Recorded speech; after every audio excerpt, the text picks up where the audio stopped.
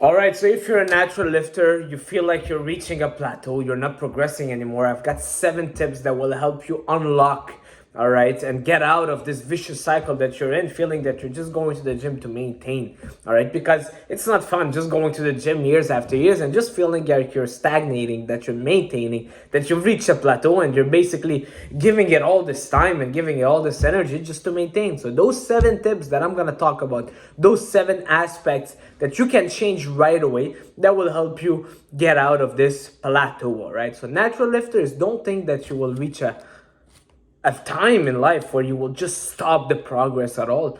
There's this misconception in natural bodybuilding that you will reach your peak natty limit and then that's it. You can't just progress from there. And that is such a limiting idea. And that is something that if you keep in your mind, you will stop progressing because you will think that you're there.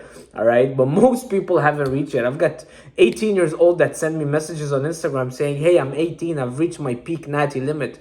I'm like, what are you talking about? You haven't even finished with your beginner gains, my brother. So let's jump straight into it. Number 1 is your training frequency. Now this is about advanced natural lifters. If you're someone that say that's training 4 times a week, I know a lot of natural athletes that will train less, let's say 4 times a week, and they'll be like, you know what, because I'm natural I need more days to recover. But a lot of times 3 days a week or even 2 days a week might be overkill in terms of rest. Maybe that rest time, your body doesn't really need that rest because your body gets used to the stress that you're putting on your body during those training days, and maybe going to only from 3 rest days to 2 rest days and adding a workout in will help you get away and break through from this plateau.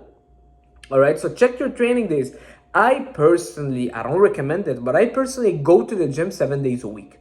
All right, not every day is a stressful day on the nervous system. Not every day is a high intensity training day. Some days I will go and just pump blood in my muscles, which help me recover. Some day I'll go and it's basically just pumping blood in my shoulders just to help me rehab, recover, get blood in there. With blood going in there,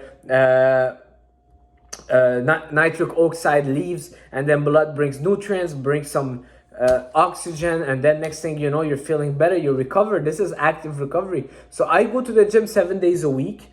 I would work out, let's say, quote unquote, workout, exercise 7 days a week. But my trainings, I would train 5 days a week, maximum 6 days, even 5 days that are really intense and are stressful on the nervous system. All right, that's where I'm incorporating my compound lifts. I'm going for those heavy sets and really getting my sets to failure. All right, so that's the first thing. You want to make sure that you're not overdoing the rest days. And yes, it might be crazy, but a lot of lifters, natural lifters, they just rest too much. It's not because you're natural that you need 5 days rest a week. Okay, yeah. Number 2, and it can also go to the other way. Some people also are like me and they need that rest. Number 2 is get back to prioritizing the compound lifts. All right, every time you feel like you're reaching a plateau or you feel like you're not seeing the progress you want in terms of diet and nutrition, always go back to the basics. Always go back to that foundation and get started building again back from that basics.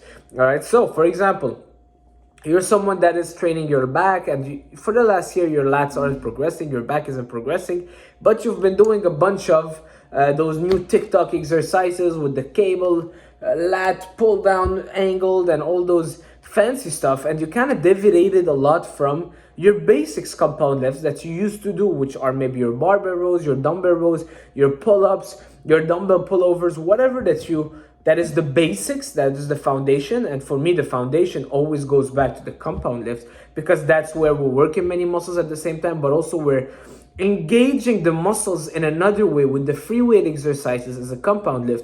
You're working your muscle in that 3-dimension, which is not only a 2-dimensional exercise that you will find on machines, but you're working many muscles at the same time. You're getting really that central nervous system benefit from doing the compound lifts.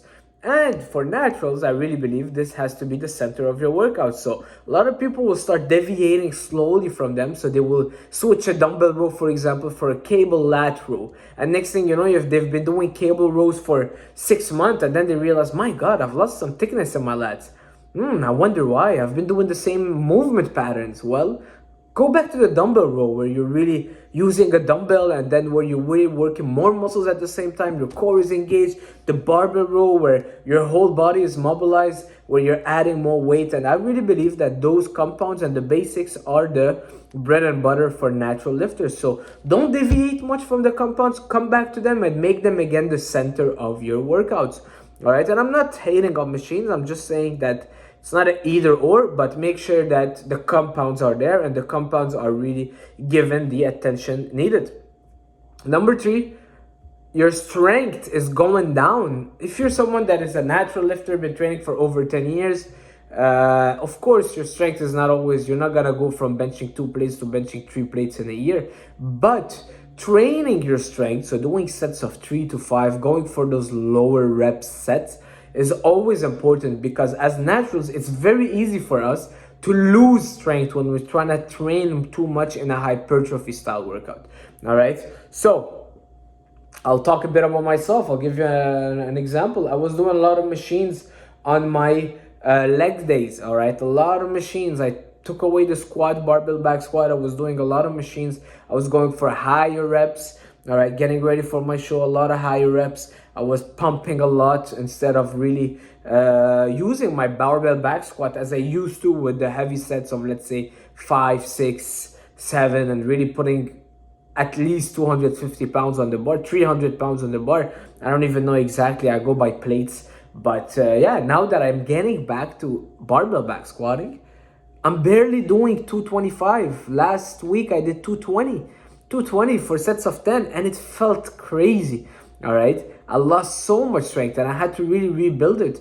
And that's when I understood, okay, strength has to be always there. All right, and as soon as you lose that strength, it will reflect on your muscle mass, on your muscle thickness, and the way you look, your shape. And you will lose some muscle mass, which will lead to a vicious cycle, because now you have less muscle mass, you're able to eat less, you're getting a little bit fatter, eating the same calories because you're burning less, because your muscle mass is less, because your maintenance is less, blah, blah, so on and so forth. So keep that strength aspect in there.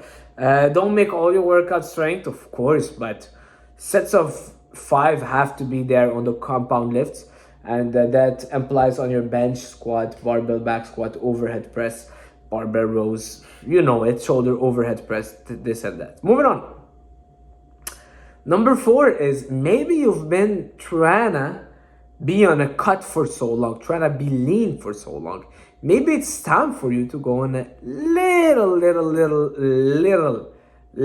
bulk. I'm really emphasizing the word little bulk, because the word bulk by itself has been associated with eating junk food and 10,000 calories a day every single day, and throwing donuts on our faces. But I would say really keeping it healthy in terms of body fat percentage, I would say maximum 17 to 18% body fat. 18% body fat, you're pushing it, man.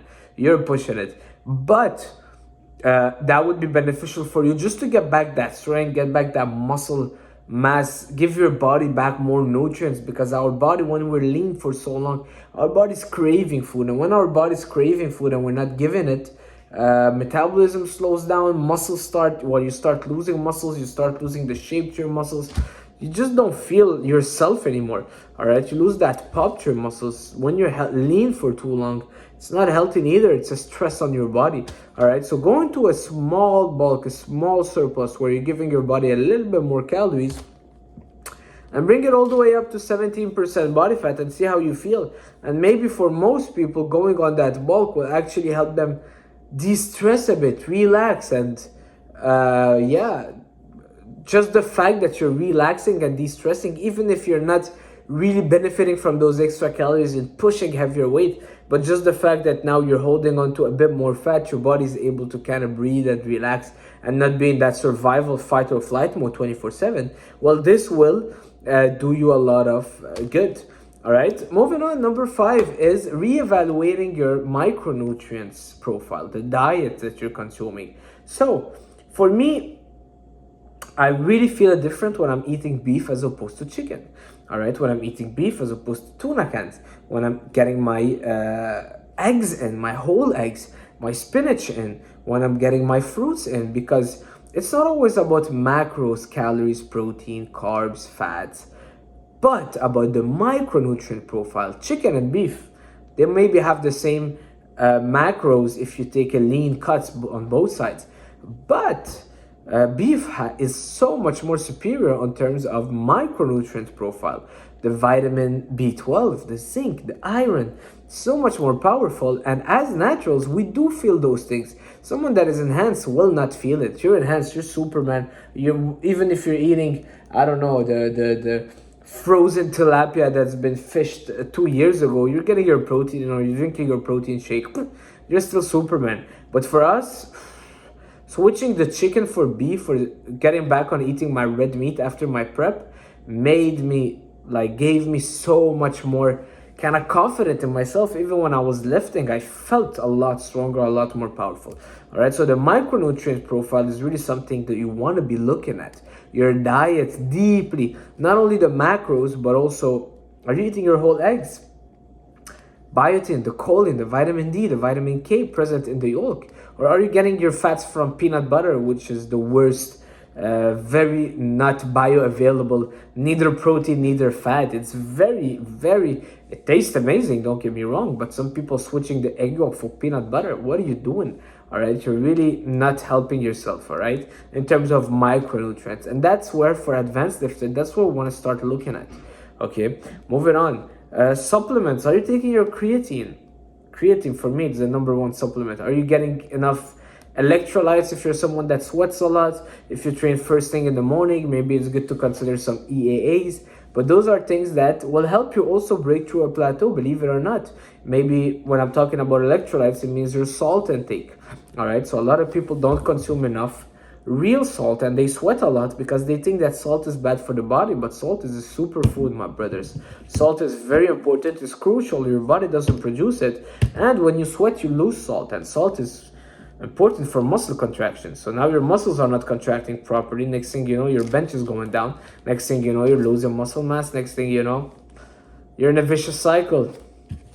Salt. All right, moving on. Your split. So the split is something that also can be looked at. So for someone training push-pull legs, I'm not a big fan of the push-pull legs. I like more of a bro split, especially for advanced. Doing a push-pull legs, let's say combining chest and shoulders and triceps, same workout. If you're an advanced lifter, bro, you gotta give your shoulders more attention. You gotta give your chest more attention, a bit more volume, and that might mean giving them a whole workout on their own. All right, maybe going more for a bro split, maybe changing up your split can also be good for your body. Just the fact that you are changing things up and keeping it interesting and fun. All right, some people like doing a 5x5 split where they're doing a lot of compound lifts, which I also like, but I would say find a split that you enjoy, and from time to time switch your split from maybe sometimes more hypertrophy, sometimes more strength, sometimes more focused on some weaknesses, sometimes more focused on compound lifts. And it's important that we take another look at your split. Now I've been adding hamstrings to my back workout, and I'm enjoying it, and I'm seeing great benefits because my hamstring has always been a weakness for me. All right, I've been adding traps also there, so it's like a kind of a posterior chain workout, you know. So always be open to learning more. You know, sometimes we say insanity is doing the same thing over and over again, and it is true. If you're not seeing results, change things up, my brother. That's it for this video. Hopefully you enjoyed it, guys. Please smash the like button, leave a comment, help me boost the algorithm. It's really a huge help for me. You know, I'm super eager to grow my YouTube channel, but it will only happen with the help of you guys, and you guys sharing it, liking. Just leave a comment. If you don't know what to comment, just write salt. Yeah, that's it. All right, and give me guys some ideas on the next video you want me to cover. I'll see you guys soon. Ciao.